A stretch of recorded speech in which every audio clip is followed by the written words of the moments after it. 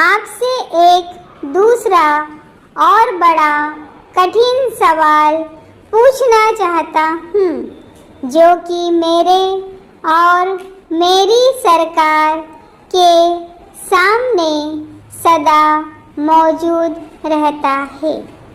अगर मैं कहूँ तो हम लोग राजनीतिक दृष्टि से गांधी जी के सिद्धांतों के बीच जन्मे और पले हैं। यद्यपि हमने गांधी जी के विचारों को न तो अहिंसा के विषय में न अर्थशास्त्र के विषय में पूरी तरह ग्रहण किया, फिर भी हमने उनमें से बहुतों को ग्रहण किया जो हमारे देश के लिए उपयुक्त थे और हो सकता है संसार के लिए भी कुछ हद तक उपयुक्त हूँ। अब आप जरा ऐसे लोगों की कल्पना कीजिए कि जो सदा शांतिपूर्ण तरीकों को ग्रहण किए हुए अपनी स्वतंत्रता की लड़ाई लड़ते रहे हों।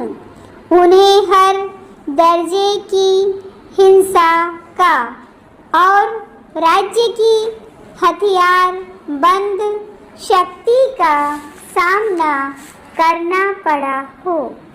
ऐसा करने में हमें कोई प्रसन्नता नहीं हुई और इससे हमारे मन में बड़ी समस्याएं और संघर्ष उत्पन्न हुए हैं।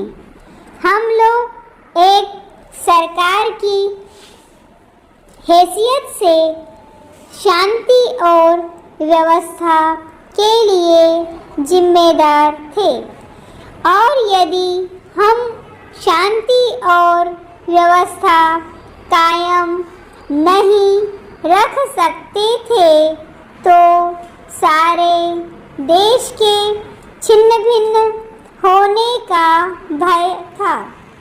उस जिम्मेदारी को छोड़ देने का या किसी दूसरे रूप में कार्य करने का हमें अधिकार न था, लेकिन हमारे मन में सदा यह संघर्ष और ख्याल रहा है कि महात्मा गांधी ने जिन बड़े सिद्धांतों को हमें सिखाया उनके विषय में हम कपटपूर्ण व्यवहार कर रहे थे।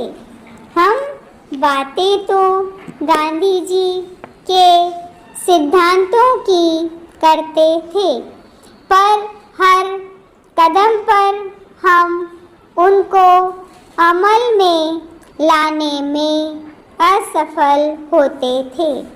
यह कष्टकर परिस्थिति थी, परंतु देश में उस समय जो वस्तु स्थिति थी उसे देखते हुए हमें एक विशेष प्रकार से कार्य तो करना ही था। मैं नहीं कह सकता कि हमने इससे भिन्न कार्य किया होता तो वह अच्छा होता। हम लोगों ने अपनी बुद्धि के अनुसार काम किया और किसी समय भी महात्मा गांधी के संदेश की यथार्थता या सत्य से इनकार न करते हुए हमने वह किया जिसे कि हम अत्यंत आवश्यक समझते थे।